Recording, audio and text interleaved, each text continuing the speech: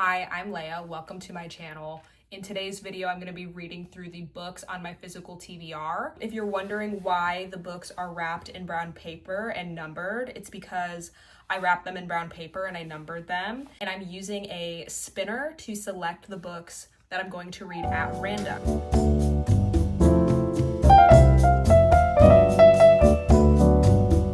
So let's spin the wheel and see what number that I get. Okay, so I rolled number 48. I've come to realize that I hate reading hardback books. I think they're just really awkward and not easy to read physically. I'm kind of upset I got a hardback, but at the same time, at least it's one less hardback on my shelf. I'm gonna close my eyes because I'm scared. Oh no.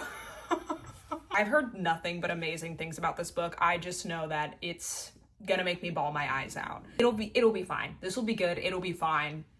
It's good. Okay, well, I'm gonna start reading it obviously, and I'll check back in later.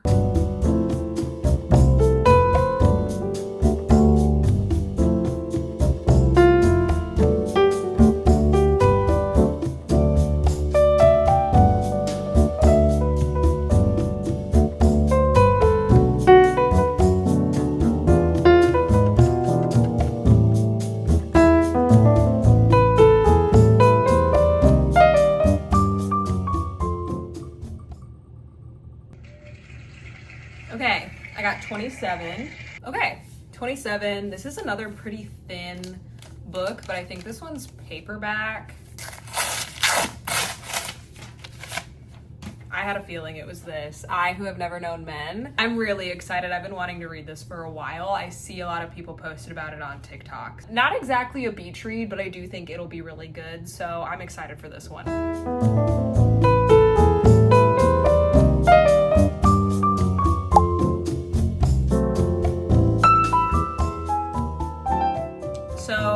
So far I have the rest of 1,000 Splendid Suns, then I have 5 People We Meet in Heaven, and then I have I Who Have Never Known Men. I'm really tempted to draw another book because 2 of those books are so short. Like 2 of those books I think are under 200 pages. So I'm like, should I roll for another one? How about we do this? I'm just gonna spin one more time and we'll just see what it lands on. We'll see the thickness of the book that it lands on. This is purely experimental. If I pick up the book and it looks huge, I won't necessarily bring it and I'll just like put it back on the shelf and pretend this never happened. Okay, I got 5. I might have already chosen 5 actually. Let me check. 5 was not selected. It feels like this feels like a normal sized book. Let me think. Let's just do some quick math. I have roughly 200 pages. 250. We'll round up. I roughly have 250 pages of 1,000 Splendid Suns. I have, oh my God. 5 People We Meet in Heaven has to be like, say it's 200, and then say I Who Have Never Known Men is 200. That's 2, 4, 6, 650 pages. That's basically one big book. Should I flip a coin? Maybe I flip a coin. Maybe I flip a coin and see if I bring this one or not.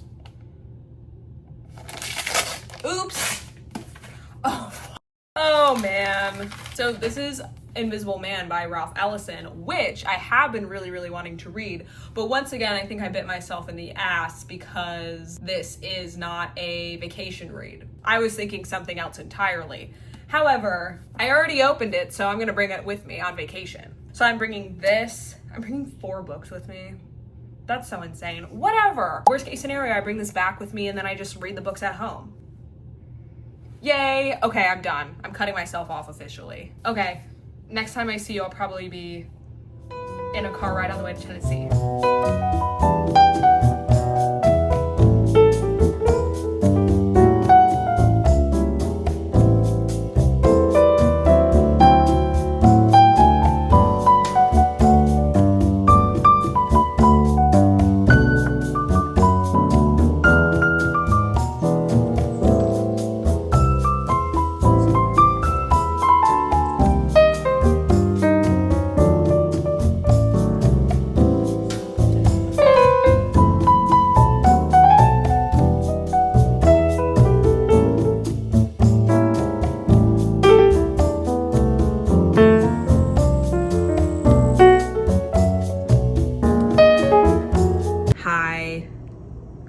So I actually didn't read a single thing while I was on vacation. I read on the way there, and then I did not read a single book the entire time I was there. I didn't even read on my way back home, which is fine. I basically just unwrapped 3 books for absolutely no reason, but that's fine. The good news is, though, I did finish 1,000 Splendid Suns. I finished this when I got back from vacation. Overall, I did really, really enjoy this. In general, I think the book is meant to kind of shed light on how women in Afghanistan were and are treated, and it's horrible and heartbreaking and absolutely infuriating. I think the book started out in the 70s or 80s and then ended up in the early 2000s. So it's, you know, spanning across multiple years. And it was super interesting to me how they were talking about the different wars that were going on and the different people that were in power at those times, and how that would directly impact women's rights and like what women could and could not do. It was really hard to read at times just because the shit that they go through, that each of these women go through, is just like so disturbing and like disgusting and horrible. I've never wanted a man to die more. Oh my God. It's just so heartbreaking because it's like the whole entire system, everyone is against them being women. It's like they're fucked. It's like, no matter what, they're just stuck. They're just trapped. It's like there's no way to escape.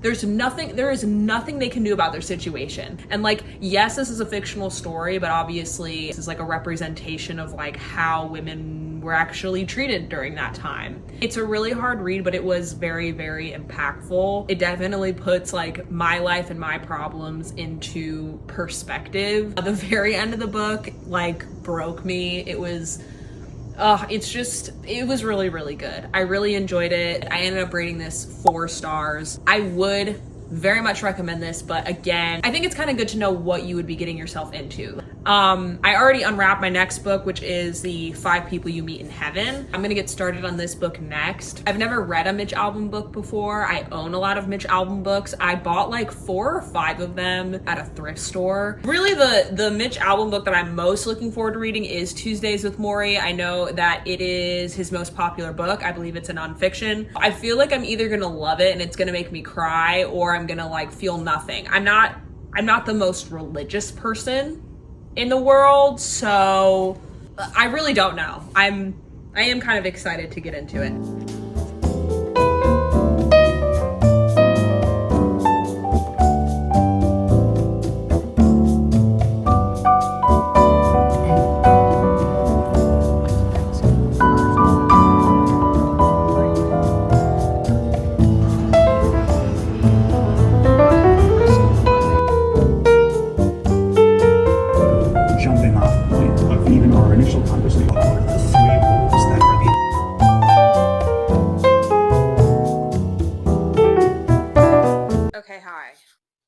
Even work?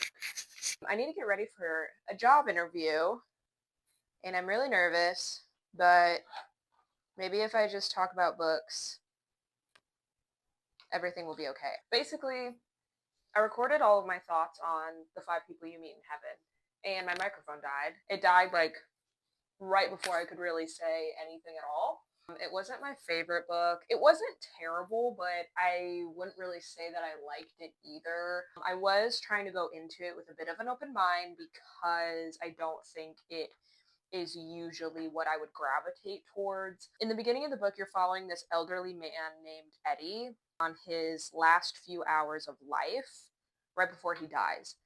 And he works as like a maintenance man or like an engineer at a carnival. We watch him die, and then he goes to heaven, obviously, and you guessed it, he meets 5 people. The people that he meets in heaven either have like a very direct impact on his life, or they're people that he's never personally met before, but they still have somehow impacted his life in a way that isn't so obvious. So like, as you're meeting each person, we're also learning about Eddie's life and getting more information on who Eddie was. And then with each person that he meets, we learn a lesson. It's pretty simple and straightforward. I think it's like a comforting way to think about death and losing people. So I do understand why a lot of people like this book. Unfortunately, I think I'm just too much of a cynical a-hole for this to have really resonated with me and had impact me. I think it just like wasn't my personal cup of tea. The beef that I did have with this book is that Eddie has to reconcile with the relationship that he had with his father. And he didn't have a great relationship with his father. Do any of us, really? Just kidding. He kind of has to like reconcile with his father, who was emotionally and also like physically abusive to Eddie. It got to the point where Eddie needs to basically forgive his father and forgive his father the things that he did. And I understand the sentiment behind that. I really, really do. And I get why forgiveness is important. However, to me, it just felt like it was like oversimplifying a complex relationship that someone would have with their father. Like, and I think in general, the book felt a little superficial in that way. And obviously, I've never died. Like, I don't know if I would forgive Eddie's father. I'm glad Eddie forgave his father. I don't know if I would forgive him. There's also a part in the book where there's this like very deeply problematic character, a man that literally tries to force himself upon a woman, and then we're spending time in heaven talking about the man's perspective of who did that. And it felt like the book was trying to get us to see that man's side and to like almost empathize with him. There were even parts where she was like, well, he felt like really bad about it and like he regretted it for the rest of his life. He was going through a lot at the time. Like, that's crazy. No, I'm not gonna feel bad for that man. If a man tried to force himself upon my mother, I don't think in any realm, whether it be living or dead, I'd be like, it's okay. You were going through a lot at the time. Like, it's fine. No, I wouldn't.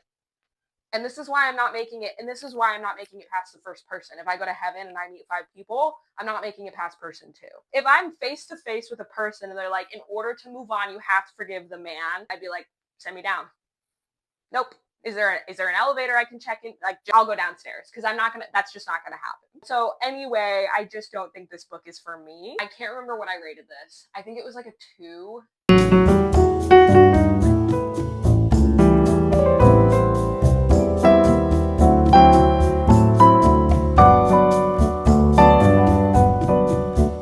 After the 5 people we meet in heaven, I then picked up I Who Have Never Known Men, which at the time, I didn't think anything of that, but looking back, that's hilarious to me. Like, the juxtaposition between the two, it's like super spiritual, religious, life after death, and then really bleak, cynical, I'm having an existential crisis, nihilistic take on life. It's like literally 2 polar opposites. I Who Have Never Known Men. I went into that book knowing the premise. It is about 40 women who live in a bunker. I really thought I could do 2 things at once. It's about 40 women who live in a bunker underground. 39 of the women remember their life somewhat prior to the bunker, but no one remembers how they got there or why they got there or basically what happened. But we're following the main character who is much younger. Literally scared the shit out of me. We're following the main character that is much younger than the rest of the women in the bunker, to where she doesn't remember her life at all before the bunker. She doesn't even know her own name and therefore doesn't have a name because all she's ever known is basically the cage that she lives in. I knew going into this that it was going to be a bit slow paced, and I knew that it wasn't going to be as like action packed. Oh my god. Because I feel like that happens to a lot of people where they read the back of the book and it piques their interest and they want to read the book because they want to figure out what's going on in this world. But by the time you finish it, a lot of your questions are not going to get answered. And I feel like that's why a lot of people don't really like the book or end up being pretty disappointed in it, because it isn't a satisfying ending. Like, I don't mean to be dramatic, but it made me completely spiral. I finished the book and just stared at a wall for 20 minutes questioning my existence. I feel like I consider a dystopian good if it like obviously makes me think and it makes me sit with some uncomfortable feelings. That 100% made me sit with some uncomfortable feelings. Come on. Well, it did put me down a pretty dark rabbit hole that I feel like I'm still crawling out of. I feel like it really shows like nurture versus nature and like what makes us human when everything else is stripped away. Any aspect of our personality that we think makes us who we are, if all of that is stripped away, like what does it mean to be human? It was a really good book, like really, really good. I rated this book 4.5 stars. It made me think. It made me think about things and also stuff. I would recommend being in a really good headspace when you read it, just in case it makes you spiral. Anyway, now that I finished that, I am going to get into The Invisible Man.